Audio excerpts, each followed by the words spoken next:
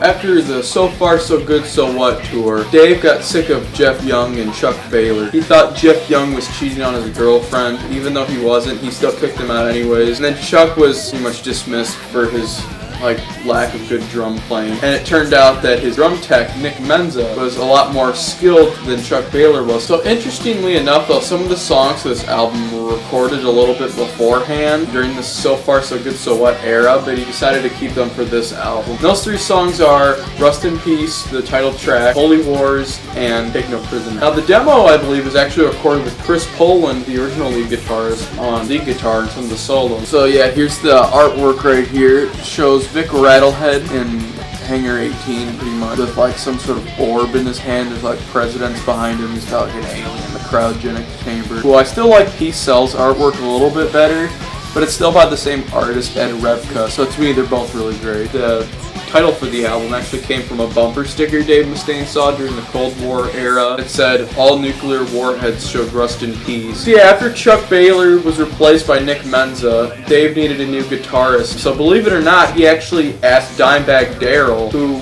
was about to release Cowboys from Hell, Spell Ensemble, but they weren't going anywhere before that. So he was actually tried out for them and did really good in the auditions. He didn't want to do it without his brother Vinnie Paul, and they already had Nick Menza on drums. So that would have been a weird seeing what would happen if they had Dimebag Darrell and Megadeth instead. So for lead guitar, Dave sought out a very, very talented guitarist by the name of Marty Freeman. Marty Freeman kind of looks like Kirk Hammett back in the 80s, but with longer, poofier hair, I guess you could say. So another interesting fact about this album is that they were all sober going into it, so they're way more focused, and this is their most focused effort. This album came out in 1990. Another great thing about this album is the production sounds really great as well. The remix, remaster versus original, that's an interesting debate. Now this here is the original, but I also have the remaster on my iTunes. The original doesn't sound as compressed and sounds more, smooth, but the remaster has better drums in my opinion, better sounding drums. Some guitar parts are easier to hear. It's a little bit louder. The original mix is a tiny bit quiet, but then in the remaster, he redoes some of the vocal parts, but some of them don't sound as good, like the part in Five Magics, where it has that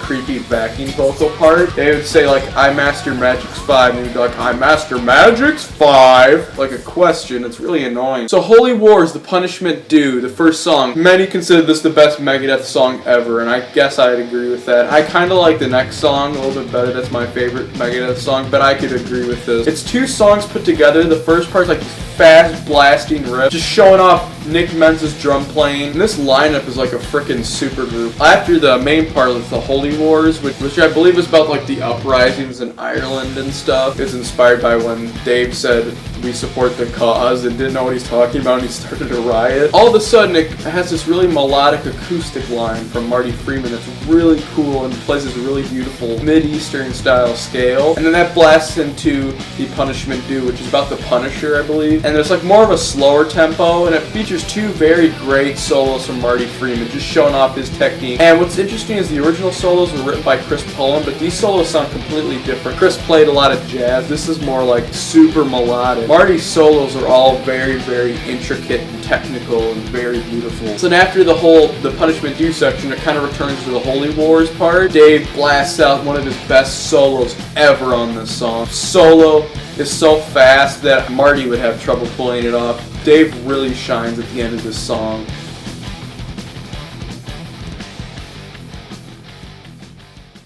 Another incredibly classic song from Megadeth. It was also featured on Guitar Hero. I think Holy Wars was also on Guitar Hero, but I can't remember. So Hangar 18 is about aliens and stuff. It's kind of the concept of the cover of Rust in Peace. The idea was inspired by Nick Menza, who's kind of into conspiracy theorists and aliens and stuff. The music video they had for both Holy Wars and Hangar 18 were really cool. Featured on MTV a lot. Hangar 18 is just so great throughout. It's a pretty nice melodic song that a lot of people say kind of uses the same chord progression that's on Call of Cthulhu from Metallica, because he wrote Call of Cthulhu. So after the main parts where Marty does 4 solo fills in between the main section of the song, all of a sudden Marty blasts into this solo section of the song where Dave and Marty just keep going back and forth these incredible solos. I believe with the solo fills and normal solos in the breakdown at the end, I think are 16 solos. I think Dave does 3 or 4 of them. They both do really great solos, but Marty absolutely shines. probably one of my favorite solos of all time is the first solo of the breakdown, where it sounds very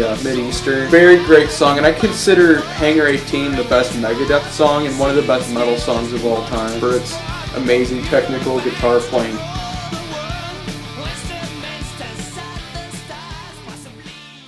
This song is way more thrash-oriented, called Take No Prisoners, which I believe is about the Nazis who, they took no prisoners. Kind of interesting concept. Now, a lot of people claim that the vocals on this song are ruined in the remaster because Dave re-records them. To me, they both didn't sound that great, but the guitar playing is so great throughout. The backing vocals are really, really heavy and hard-hitting. It's just more of a standard in-your-face thrash song, but a really damn good one at that. The drumming and guitar playing, just pretty much all the musicianship is polished. Then the solo at the end, which originally was written by Chris, but Marty made it a little bit different. It still has a tiny bit of jazz to it that Chris Poland originally put in the song, but it sounds way better in my opinion. Way more melodic. Shreds of section, then they say take no prisoners, and then just shreds it again, then take no shit, just shreds.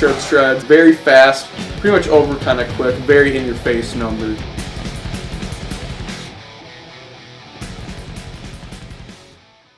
And the next song, Five Magics, is easily one of my favorites off this album. This album, I'd say 6 of the 9 songs is 6 of the best Megadeth songs. They're instantly amazing, instant classic. So Five Magics starts with just kind of like a fast blasting riff, then goes to a interesting bass line, and then all of a sudden it just goes to this really great, really heavy song with great solo fills from Marty Freeman. And then it goes into this weird solo section where it sounds like Marty's playing like a backwards solo. It's like a really weird beat. A solo from Marty, also one of my favorite solos of all time. There's not really any choruses on this song. I don't think Holy Wars even has a chorus. Then the solo at the end from Dave is really, really great. It gets up there with Marty's level. It's really technical. We've never seen Dave play this great before. And his solo on this is pretty much almost as good as the solo of Holy Wars.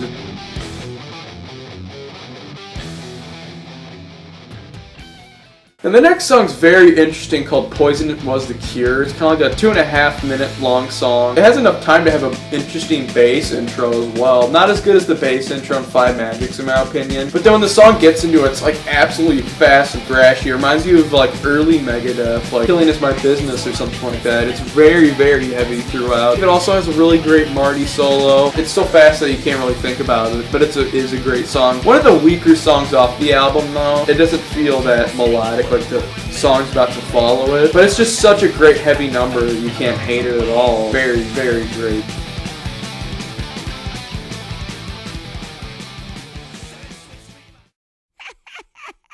So the next 2 songs, in my opinion, are absolutely incredible. Lucretia has an interesting opening where it's like a cackle. He's like, and then goes through this really beautiful melodic riff. Verses are a little bit kind of weird, but I still like it. And then all of a sudden, it goes into this like instrumental section throughout half the song with another incredible solo by Marty. I'd say his second best solo in my opinion. Now this really great melodic, beautiful solo that's really well developed. And all of a sudden Dave blasts in with this chaotic, really fast, shreddy solo. Not nearly as good as Marty's, but it works together. They're like twin leads, but they complement each other very well. The solo section is easily worth listening to the whole song. One of the best off the album.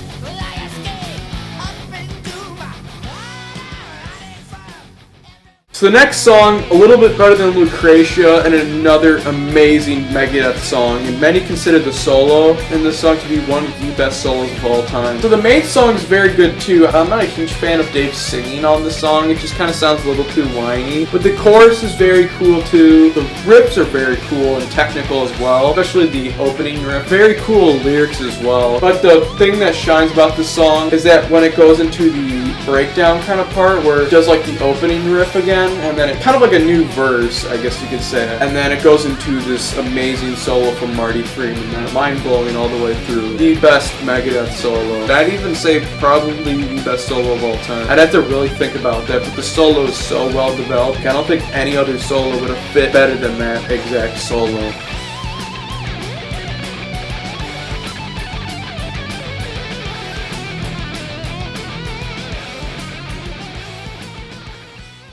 So the next song's interesting. It's a short song of just drums and bass called Dawn Patrol. But what shines about the song is pretty much David Ellefson bass playing, really cool bass riffs throughout. But then the lyrics are really cool, where Dave's kind of singing with like a British accent, or not really singing, but like spoken word. The lyrics are probably the best off this album, so it really shines, and the title of the song is really cool.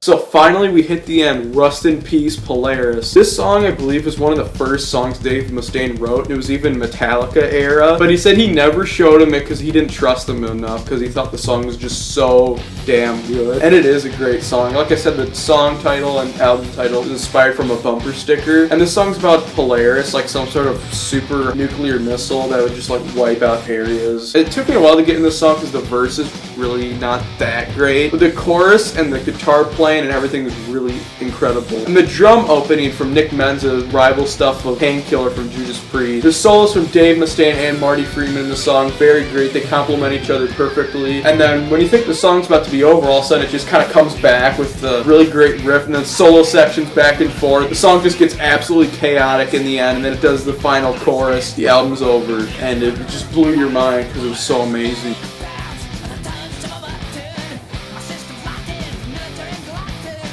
Rust in Peace is an absolute classic for Megadeth. As it stands, it used to be, in my opinion, the best metal album of all time. You know, you have just all these incredible songs. Rust in Peace, Polaris, Tornado of Souls. Dawn Patrol's really cool too. I always loved Dawn Patrol. Lucretia's incredible. Poison Was the Cure's really fast in your face and cool. And then you have, you know, Five Magics, which is just so technical and has so many changes. Take No Prisoners, very thrashy, cool number. Hangar 18, absolutely one of the best metal songs ever. And then Holy War is also one of the best metal songs ever. Nothing bad to it at all, really. Even Dawn Patrol, which is just a short drum and bass sort of thing, the lyrics are so cool that it's awesome, you know.